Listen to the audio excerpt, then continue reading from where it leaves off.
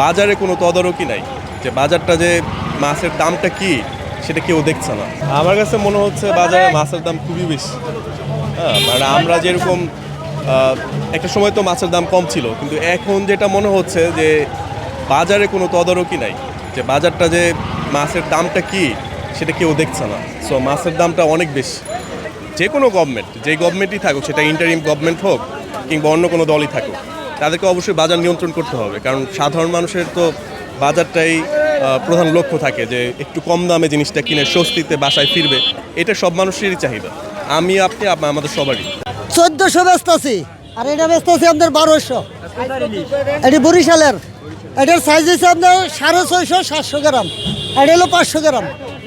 বিগত দিন 500 গ্রামের মাছ ছিল 2800, এখন অনেক কমছে, কেজিতে 400 500 কমছে। এটা তো অভিযোগ আইবই, মানুষের তো বেলা নেই। এই মাসে সিজনে 1000 1200 থাকলে ঠিক হইতো। বুঝছেন, আজকে তো মাছের দাম অনেক চড়া। কি মাছ কিনেছেন, কত করে কিনছেন? আমি রুই মাছ কিনছি 330 টাকা।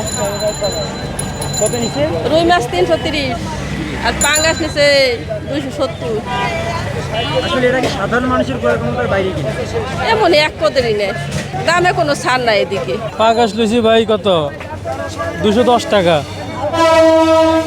বাজার কম না, বাজার বেশি দাম ভাই। আমরা তো আরো নিছি মাছ, এইসবে কম বাজার, দাম বাড়ি গেছে বেশি। এক্সট্রিম মশার কয়েল প্ল্যান্ট ফাইবার দিয়ে তৈরি, তাই সহজে ভাঙে না, সুগন্ধিযুক্ত ও নিরবিচ্ছিন্নভাবে জ্বলে। ডেঙ্গু, চিকুনগুনিয়া বাহি সহ যে কোনো মশার বিরুদ্ধে দেয় এক্সট্রিম সুরক্ষা। চাপিলা ব্যস্ত আছি 200, চিংড়ি 500, বাইলা 400, কাইকা 400, ইলিশ 1400। না, মাছের দাম এখন তো কমছে, আগে তো বেশি ছিল, এখন একটু কমছে দাম। এখন কিছু 2-1 দিনে কমছে, 2-3 দিনে একটু দাম কমছে, আগে একটু বেশি ছিল। ওই মাছ বেশি 1700 1800, এখন ব্যস্ত আছি 1400। ইলিশ কত বড়? ইলিশ বড়টা 1400 ব্যস্ত আছি।